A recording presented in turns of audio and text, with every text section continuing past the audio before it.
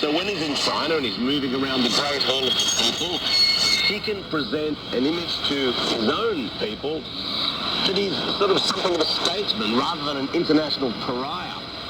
The Slovakian Prime Minister, Robert Fico, remains in hospital after surgery to save his life following an apparent assassination attempt. The Deputy Prime Minister, Thomas Taraba, told the BBC that the operation had gone well. Sarah Rainsford reports. Robert Fico was in surgery for several hours with injuries that were described as life-threatening. The gunman fired 5 shots at close range, and Slovakia's Prime Minister was hit in the stomach and in the arm.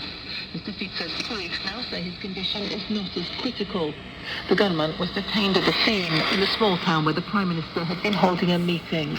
He was in a small crowd of Fico's supporters. Mr. Fico is a divisive figure here at home and controversial in the EU in his calls to end military aid to Ukraine and sanctions on Russia. South Africa will today ask the International Court of Justice in The Hague to instruct Israel to stop its offensive in Rafah. The hearing of the United Nations Highest Court is the latest intervention by the South African government in its legal case accusing Israel of committing genocide in Gaza. Anna Holligan reports from The Hague. South Africa asked the court to order Israel to halt its Rafah offensive and grant United Nations officials, humanitarian aid organizations and journalists and investigators unimpeded access. It says Israel's military operation is not only killing Palestinians directly, but also starving them by blocking the main arteries for essential food, water, fuel and medical supplies entering Gaza, the Rafah and Kerem Shalom border crossings. Israel has previously said it was acting in accordance with international law and has called the genocide case baseless blood libel.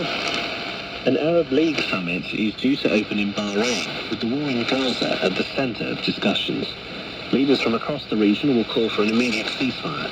They'll also consider ways to advance the creation of an independent Palestinian state, which the Israeli Prime Minister rejects. Some Arab governments have said their support for a post-war Gaza will be linked to a pathway to Palestinian statehood. BBC News. The Israeli army says 5 of its soldiers were killed when they were mistakenly fired on by one of its tanks in northern Gaza. 2 shells were fired at the paratroopers in Jabalia. Israeli ground forces re-entered the area earlier this month.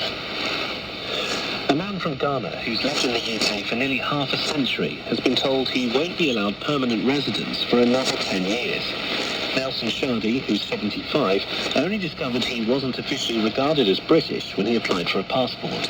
He was told he had no right to be in the country, despite having paid tax, done jury service, and receiving a police bravery award. Mr. Shadi says he doesn't see how British authorities can deny him this right. I think the way they are treating me is not fair at all in any sense. I'll never use any different name in anywhere. I don't understand why this force, because I put my life, my whole self into this country. Under the current rules, it will cost him more than $20,000 to get citizenship. The number of people killed by the collapse of a massive billboard in the Indian city of Mumbai early this week has risen to 16. The bodies of a retired couple were found crushed under the wreckage early on Thursday. Hundreds of people were trapped when the 250-ton hoarding crashed onto a petrol station. That's near a busy road in the eastern suburb of Ghatkapar. A new study has revealed the extent of the destruction of marine life in the South Pacific caused by a huge volcanic eruption on Taurus 2 years ago. Writing in the science journal Nature Communications Earth, scientists said it blanketed the seabed in thick ash, wiping out ecosystems of vulnerable mussel and snail species that had previously thrived around deep-sea hydrothermal vents. That's the latest world news from the BBC.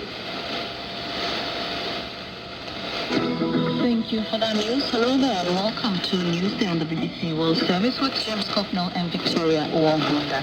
Coming up, foreign agents and protests in Georgia, floods and misery in Afghanistan, and a manhunt and guns in France. We have business and sports news too, and you can react to anything you hear on the program. Our number for your texts and WhatsApp messages is +44 7786 205085.